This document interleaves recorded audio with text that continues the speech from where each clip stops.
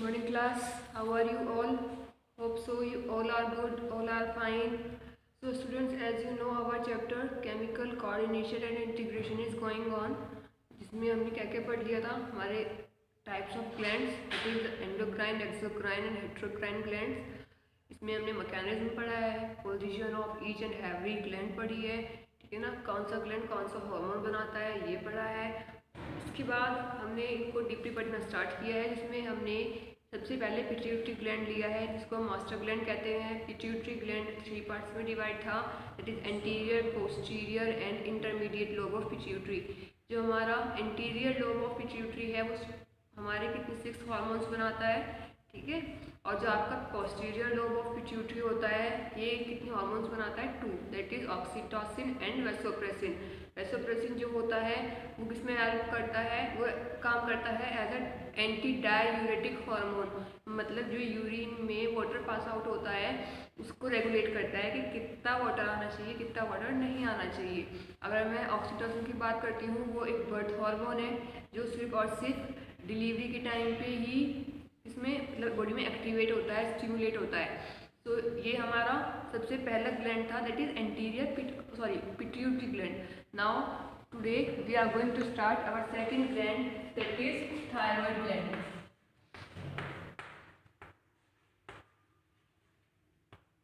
Okay, कौन सा gland start करेंगे हम आज? थायराइड ग्लैंड स्टार्ट करेंगे. इसमें से वही इसके हार्मोन्स का हाइपो और हाइपर सिक्रेशन, ठीक है. थायराइड ग्लैंड है आपका ये.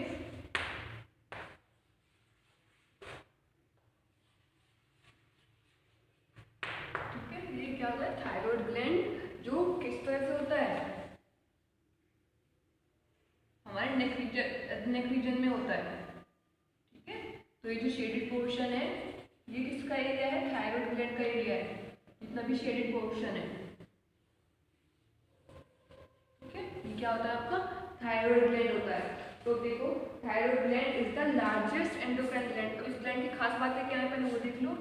इट इज द लार्जेस्ट, याद रखना ये, it is the largest endocrine. कभी सिर्फ ग्लैंड लिख दो, क्योंकि ग्लैंड हमारे 3 टाइप्स के होते हैं, एक्सो, एंडो एंड हेट्रो. तो अगर हम एक्सोक्राइन की बात करते हैं उसमें सबसे बड़ा जो ग्लैंड है वो लीवर होता है हमारा, ठीक है. इसलिए ध्यान रखना ये एंडोक्राइन ग्लैंड है. एंडोक्राइन ग्लैंड में सबसे बड़ा होता है ये is the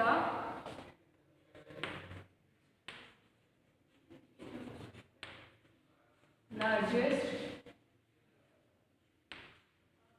endocrine gland, okay. और कितना वेट है इसका, कि उसको सबसे बड़ा कहा है on the basis of its weight. ये कितना है 25 ग्राम है, ठीक है. इसका वेट कितना होता है 25 gram. Okay, it is the largest endocrine gland, that is of 25 gram. अभी होता कहाँ पे है, on the ventral side of trachea.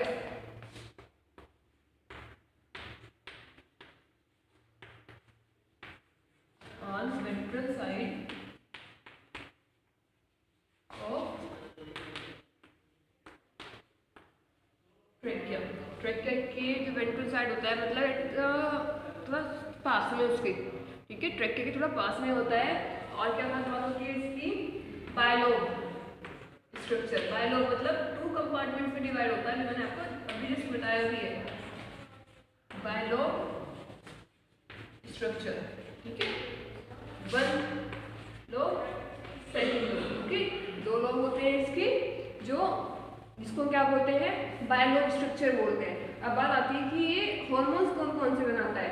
Thyroid gland 2 hormone secrete करता है, ठीक है. बायलोब है और 2 ही हार्मोन सिक्रीट करता है. और ऐसा नहीं है कि एक लोब एक बना रहा है और दूसरा लोब दूसरा बना रहा है, ऐसा कुछ नहीं है.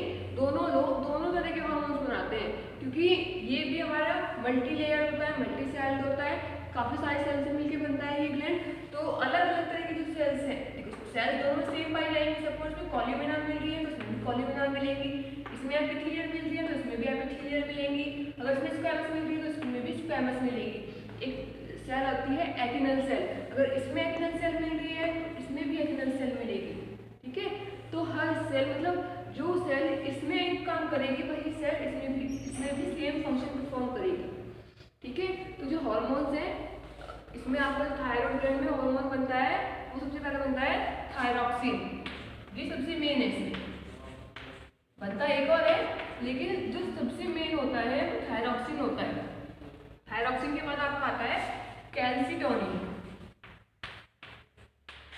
कैल्सिटोनिन हार्मोन, ये दोनों हार्मोन है। ठीक है, थायरॉक्सिन कहाँ से आया? थायराइड ग्लैंड से। और कैल्सिटोनिन क्योंकि कैल्शियम को रेगुलेट करता है बॉडी में, बहुत इंपॉर्टेंट फंक्शन है दोनों का ही। इनका हाइपर सिक्रेशन काफी सारी बीमारियां कॉज कर देता है। ठीक है, दो तरह के तो इवन इसमें गोइटर जाते हैं, जिसको हिंदी में घेंगा रोग कहा जाता है। चलो थायरॉक्सिन को देख लेते हैं। थायरॉक्सिन कौन बनाता है? इसमें ये क्या होती है? Epithelial cells. Thyroxine hormone secreted by epithelial cells. जो एपिनल सेल्स होती है थायराइड ग्लैंड की, वो कौन सा हार्मोन बनाती है? थायरॉक्सिन हार्मोन बनाती है।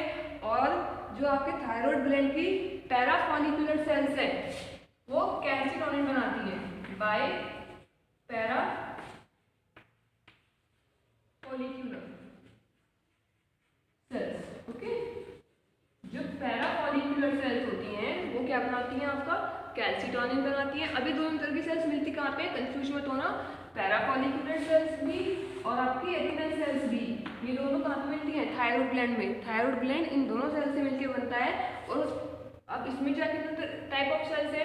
वो थायरॉक्सिन हार्मोन स्टिमुलेट करती हैं, और जो पैराफॉलिक्यूलर सेल्स है वो आपका कैल्सिटोनिन हार्मोन सिक्रीट करती हैं। ओके, तो इतना लिखिए आप, फिर हम आगे इनको डिटेल में पढ़ेंगे। और एक बात और, जो आपको अगर आप एक चेक करते हो तो पैराफॉलिक्यूलर सेल्स का एक ऑल्टरनेट नेम और होता है, उनको सी सेल्स भी कहा जाता है ड्यू टू इट्स शेप। ये शेप में किस तरह की होती है? जैसे हमारा अल्फाबेट होता है सी। ओके,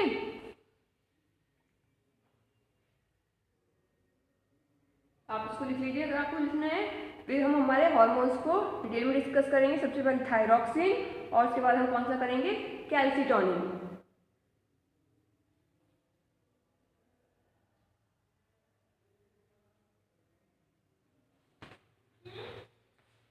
इनको स्टार्ट करो।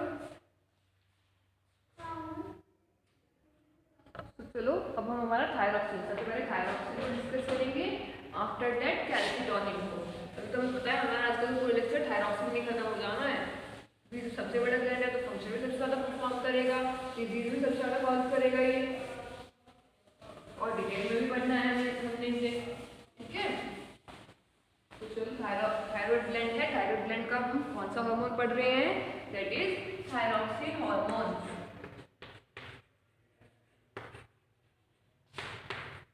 थायरॉक्सिन हार्मोन, देखो जो आपका थायरॉक्सिन हार्मोन होता है, थायरॉक्सिन हार्मोन दो तरह के होते हैं, T3 एंड द T4। अब T तो हमें पता है क्या रिप्रेजेंट कर रहा है, जो यहाँ पे T है वो रिप्रेजेंट कर रहा है थायरॉक्सिन, और जो यहाँ पे T है ये भी रिप्रेजेंट कर रहा है थायरॉक्सिन। अब यहाँ पे ये 3 और 4 है, ये क्या रिप्रेजेंट कर रहा है? सोचो क्या रिप्रेजेंट कर रहा है ये? आयरन। ठीक है ना, वही आयोडीन बेस है। ये वाला जो ग्लैंड है, ये जो हार्मोन है, ये कम्प्लीटली आयोडीन बेस है। और आयोडीन जो वही सेम जो हमारे सॉल्ट में होता है, नमक में होता है ना, जो हम डेली यूज में खाते हैं, तो सेम वही है ये। तो देखो यहाँ पे हमारा जो आयोडीन होता है, आयोडीन को रिप्रेजेंट करते हैं आई से, तो यहाँ पे आयोडीन के कितने मॉलिक्यूल्स होते हैं? 3 मॉलिक्यूल। और यहाँ पे आयोडीन के कितने मॉलिक्यूल्स होते हैं? 4 मॉलिक्यूल। और ये आयोडीन कौन सा हार्मोन बनाता है? Thyroxine hormone. तो इसलिए हम इसको क्या कह देते हैं? T3 और T4 कहते हैं। ठीक है, इनके नेम भी अलग अलग है, इनका हमारी बॉडी में कंपोजिशन भी अलग होता है, रोल भी अलग है, डिजीज भी अलग कॉज करते हैं। ओके, तो देखो अब इसमें इनके नेम क्या होगा, इनका कंपोजिशन क्या होगा। हमारी बॉडी में T3 कितना मिलता है? सिर्फ और सिर्फ 10%। अगर मैं बात करती हूँ T4 की, ये कितना मिलता है? 90%। थायरॉक्सिन हार्मोन की बात करती हूँ, कोई चीज़ 100% होती है तो थायरॉक्सिन भी 100% है, लेकिन उस 100% में 90% हमारा T4 होता है और 10% हमारा T3 हार्मोन होता है। अब इनके नेम पे अलग अलग होता है, इसका नेम होता है ट्राई आयोडाइड हार्मोन, एंड इसका होता है टेट्रा आयोडाइड। ओके, तो ये इसमें होता है हमारा। इसको बनने में कितने दिन लगते हैं? 2 to 3 days। बनने में नहीं, जब भी बनता है तो उसकी जो फंक्शनिंग है वो कितने दिन तक रहती है, 2 to 3 डेज तक रहती है। और उसकी जो रहती है उसकी रहती है 8 to 10 डेज।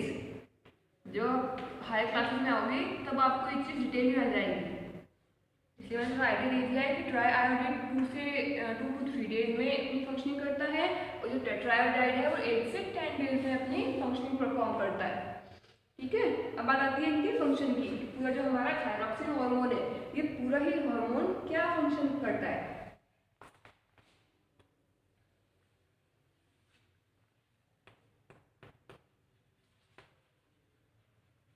ध्यान रखना किसकी बात कर रहे हैं, किसकी फंक्शनिंग डिस्कस कर रहे हैं, थायरॉक्सिन हार्मोन की फंक्शनिंग डिस्कस कर रहे हैं। सबसे पहले क्या आता है, regulates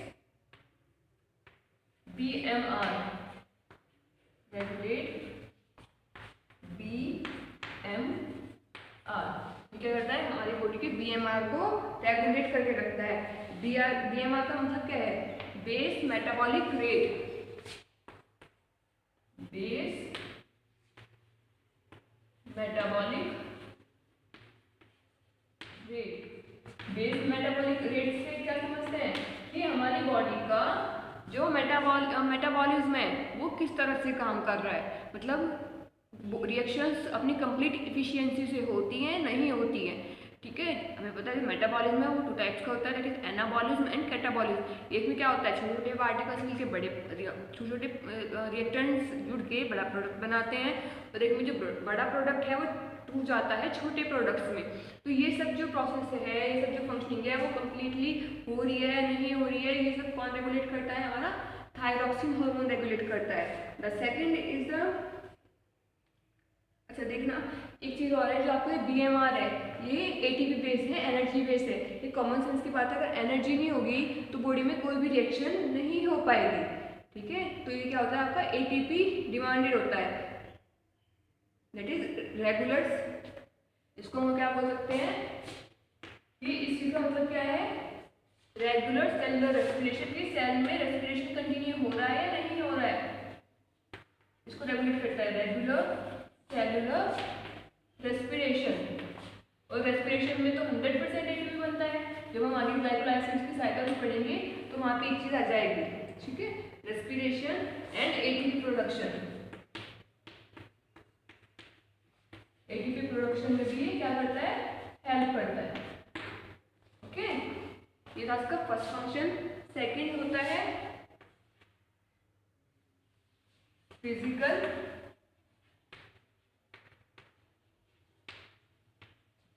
mental and sexual growth of body।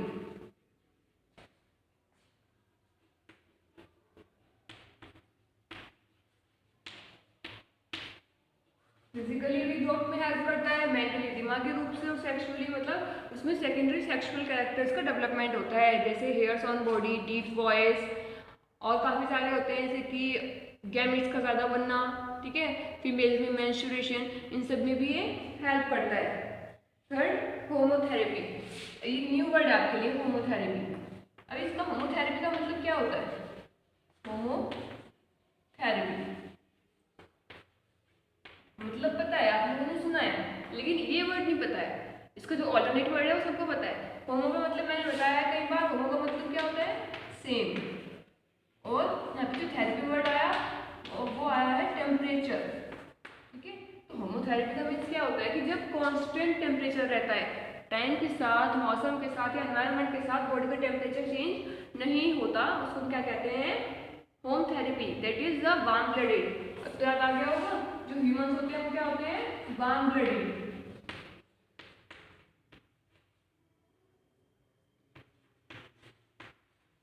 Warm blooded organism होते हैं ये। ओके, जितने जैसे हम ह्यूमन से हैं तो हम क्या है, वार्म ब्लडेड। अब कोल्ड, दो तरह के ऑर्गेनिज्म होते हैं, कोल्ड ब्लडेड और वार्म ब्लडेड। मतलब ये मत समझ लेना ठंडा खून और गर्म खून। वार्म ब्लडेड क्या होते हैं कि उनका बॉडी का temperature through out the year constant रहता है। हमारी बॉडी का जो नॉर्मल टेम्परेचर है वो through out the year constant रहता है। अगर हमें गर्मियों में गर्मी लगती है तो हमें क्या आता है, हमें हमारी बॉडी को मेंटेन करने के लिए स्वेटिंग होती है। ठीक है, हम स्वेट करते हैं, पसीना आता है। और सर्दियों में हम क्या करते हैं, हमारे हैंड्स को इस तरह से रब करते हैं, काफ़ी सारे क्लोथ्स पहनते हैं, तब हम हमारी बॉडी को गर्म रख सकते हैं। ठीक है। लेकिन जो हमारे एव्स हैं, मतलब बर्ड्स हैं या जो एनिमल्स होते हैं, उनको तो कोई कपड़े, गर्म कपड़े ले जाके नहीं दे रहा है, वो कोई अपने हैंड्स को रब नहीं कर रहे हैं, ठीक है।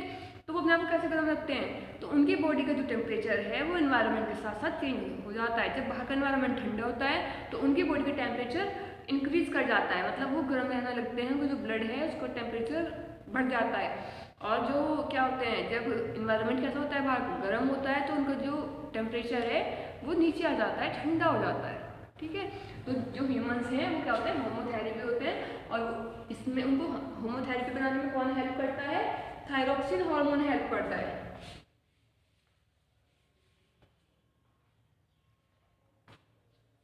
नेक्स्ट फंक्शन क्या होगा? Calcium and phosphate Uptake.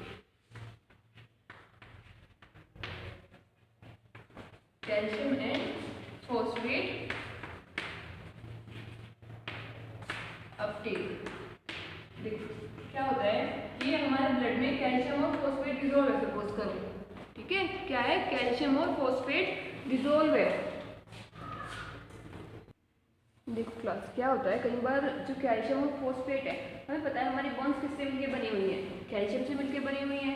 तो अगर वो नहीं भी रहे कैल्शियम तो ज़्यादा बेटर है, ठीक है। होता क्या है, कई बार अगर हमारी बॉन्स में कैल्शियम की अमाउंट प्रॉपर है और हम फिर भी कैल्शियम फुल डाइट ले रहे हैं, या कैल्शियम कोई चीज़ खा रहे हैं, कैल्शियम की गोलियाँ खा रहे हैं या कुछ भी, मतलब लाइक दिस, तो क्या होता है, वो जो कैल्शियम है वो हमारे ब्लड में इकट्ठा होना शुरू हो जाता है, ठीक है। और हमारे ब्लड को तो ज़रूरत है ही नहीं, हमारे ब्लड में कोई कैल्शियम होता ही नहीं है। ब्लड को थोड़ी बहुत अगर ज़रूरत होती है तो वो बोन से ले लेता है, लेकिन ब्लड में कोई कैल्शियम नहीं होता। लेकिन जब वो कैल्शियम बॉन्स में इकट्ठा होने, सॉरी, जब वो कैल्शियम ब्लड में इकट्ठा होने लगता है तो उससे क्या होता है, देखो आपने सुना होगा कि कुछ लोग होते हैं चौक स्लेटी खाते हैं, तो उन्हें मना किया जाता है कि मत खाओ। क्या होगा, क्या तो ये आपकी नीज में क्या होगी, कोएगुलेट मतलब जम जाएगी, या फिर क्या होगा कि इससे किडनी स्टोन हो जाता है। तो होता क्या है कि हमारे ब्लड को उसकी ज़रूरत नहीं है, बोन्स में इसकी जो रिक्वायरमेंट है वो कंप्लीट है, तो ये क्या होगा, बॉडी से एक्सक्रीट ही होगा, ठीक है। और एक्सक्रीशन का जो प्रोसेस है वो कौन करता है, किसके थ्रू होता है? वो हमारी किडनी के थ्रू होता है। तो जब ये कैल्शियम किडनी में जाता है तो ये वहाँ पे स्टोन कर देता है, ठीक है। तो इसलिए कहते हैं कि चोक्स वगैरह नहीं खानी चाहिए। तो जो आपका थायरॉक्सिन हार्मोन है ये कैल्शियम और फॉस्फेट को रेगुलेट करता है कि अगर हमारे ब्लड में कैल्शियम ज़्यादा है तो ये उसको बॉन्स में इकट्ठा कर देगा, accumulation of calcium on the bones. और अगर बोन्स में अगर क्या हुआ, बोन्स में कम है तो भी वो ब्लड से ले लेगा। अगर देखो ब्लड में ज़्यादा है तो ब्लड क्या करेगा, या तो उसको एक्सक्रीट कर देगा, पहले वो बोन्स को देगा, अगर बोन्स की रिक्वायरमेंट पूरी हो गई फिर वो उसको एक्सक्रीट कर देगा। तो कई बार क्या होता है कि जब बोन्स में कमी हो जाती है कैल्शियम की तो वो हमारे ब्लड से लेना शुरू कर देती है। मैं ये नहीं कह रही हूँ कि बिल्कुल भी नीड नहीं है हमारे ब्लड को कैल्शियम की, नीड होती है लेकिन इतनी ज़्यादा नहीं होती, क्योंकि जब हम हमारा न्यूरॉन वाला चैप्टर डिटेल में पढ़ेंगे तो जो हमारे चैनल्स हैं, जो इम्पल्स हैं, वहाँ पे calcium divalent ion, magnesium divalent ion, इन सब का यूज़ होगा, लेकिन इतना ज़्यादा यूज़ नहीं है जितना हमारे बोन्स को ज़रूरत होती है, ठीक है। तो ये सब जो प्रोसेसिंग होती है ये कौन रेगुलेट करता है, आपका थायरॉक्सिन हार्मोन करता है। फिर जो ये हेल्पफुल होता है प्रोटीन सिंथेसिस, प्रोटीन को बनाने के लिए भी किसकी जरूरत पड़ती है, थायरॉक्सिन हार्मोन की जरूरत पड़ती है, ठीक है। देखो थायरॉक्सिन हार्मोन की कैसे, क्योंकि मे भी कुछ एंजाइम्स ऐसे हों जो in the presence of thyroxine hormone he activate हो, कि अगर थायरॉक्सिन हार्मोन नहीं है तो मे बी वो एंजाइम्स भी एक्टिवेट ना हो, ठीक है। तो ये कुछ फंक्शंस थे जो कौन परफॉर्म करता है, कौन परफॉर्म करता है, ये आपका थायरॉक्सिन हार्मोन करता है। इसके बाद हमारे कैल्शिटोनिन आएगा, लेकिन कैल्शिटोनिन के आने से पहले भी हमें क्या पढ़ना है, इसका हाइपो और हाइपर सिक्रेशन पढ़ना है, ठीक है। तो एक बार देख लो, जो आपका क्या है ये थायरॉक्सिन हार्मोन क्या करता है, रेगुलेट्स बीएमआर, मतलब हमारा जो बीएमआर का मतलब क्या है, base metabolic rate. Base metabolic rate क्या है कि रेस्पिरेशन एट सेल्यूलर लेवल, कि सेल्यूलर लेवल पे रेस्पिरेशन हो रहा है नहीं हो रहा है, क्योंकि अगर रेस्पिरेशन हो रहा होगा तो इसका मतलब क्या है कि बाकी सब रिएक्शंस भी स्मूथली चल रही होंगी। और जो रेस्पिरेशन होता है उसमें हमेशा एटीपी प्रोड्यूस होती है, तो मतलब बॉडी में एनर्जी का प्रोडक्शन सही तरह से हो रहा है या नहीं हो रहा है, ये जो चेकआउट करता है वो क्या होता है, आपका थायरॉक्सिन हार्मोन। उसके बाद मेंटली जो ग्रोथ होती है, जो सेक्सुअली ग्रोथ होती है, फिजिकली ग्रोथ होती है, उसमें भी थायरॉक्सिन एक बहुत इंपॉर्टेंट रोल प्ले करता है, ओके। तो चलिए इसका हाइपर हाइपर सिक्रेशन देख लेते हैं क्या होता है।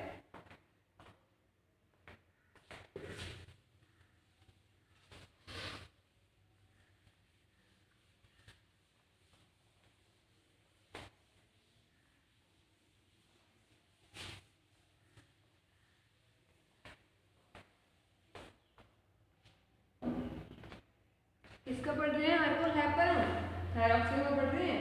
कभी इसको कैसे में मैशअप कर दो। सबसे पहले आता है आपका हाइपोसिक्रेशन ऑफ थायरॉक्सिन।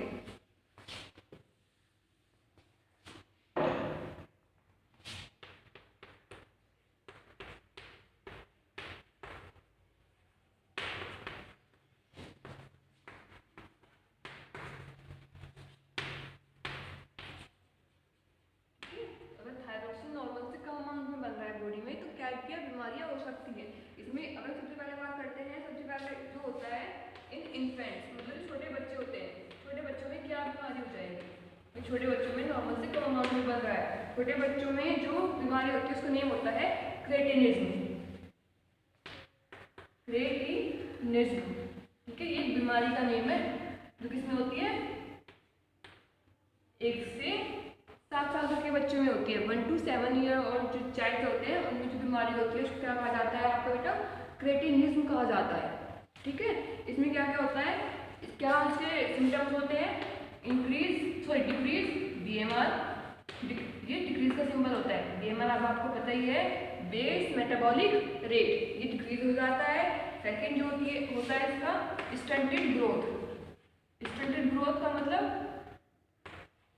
ग्रोथ बहुत ज़्यादा स्लो हो जाती है, कि मतलब वो बच्चा 8 से 10 साल का हो जाता है, लगता है 3-4 साल का बच्चा होगा वो, यहाँ से 4-5 साल का बच्चा होगा। लो IQ, क्योंकि मेंटल ग्रोथ में हेल्प करता था। और अगर क्या होगा, इसका बॉडी में सिक्रीशन नहीं होगा तो जो IQ लेवल है, जो मेंटल ग्रोथ है, वो भी क्या हो जाएगी आपकी, कम हो जाएगी। बॉडी टेम्परेचर को डिक्रीज कर रहा है, एक रहते ही इम्यूनिटी को भी इफेक्ट कर रहा है। इसका मतलब बॉडी टेम्परेचर क्या हो जाएगा, डिक्रीज। लो हार्ट रेट, मतलब जो आपका पल्स रेट है, लो हार्ट रेट भी काफ़ी हद तक डिक्रीज हो जाएगा। ब्लड फ्लो कम हो जाएगा, पल्स रेट, लो बीपी, ये सब लो हो जाएंगे। पल्स, लो बीपी, ठीक है, ये सब क्या हो जाएगा, कम हो जाएगा। ओके, तो इसमें डायबिटीज हो जाती है इसमें ही।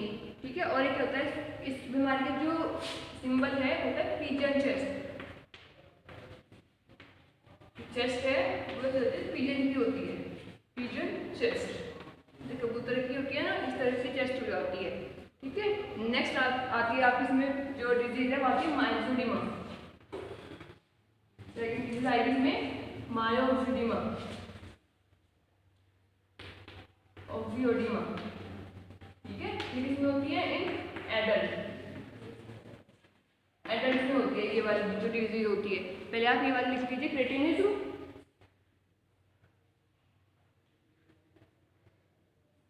इन एडल्ट में क्या क्या होगा, लो बीएमआर, ठीक है, लो बीपी, शुगर, तो डायबिटीज हो जाएंगी। बॉडी में शुगर से यहाँ पे आपका मीन है कि हमारे ब्लड में ग्लूकोज का लेवल कम हो जाएगा। ठीक है, लो पल्स रेट, लो बॉडी टेम्परेचर, बॉडी का टेम्परेचर भी कैसा हो जाएगा, कम हो जाएगा। स्वेलन फेस, जो फेस है उसको काफी स्वेलिंग आ जाएगी due to the deposition of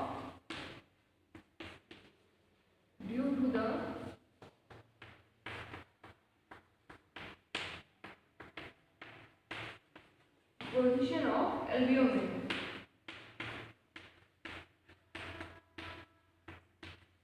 ये सब किस वजह से हो रही है, इसकी वजह से हो रही है, हाइपोसिक्रेशन ऑफ थायरॉक्सिन। ठीक है, तो ये सबसे पहले आपकी दो डिजीज आती है जो इन्फेंट्स में होती हैं और एडल्ट्स में होती हैं। इसके बाद आपकी और डिजीज आ जाएंगी। पहले आप इनको लिखिए,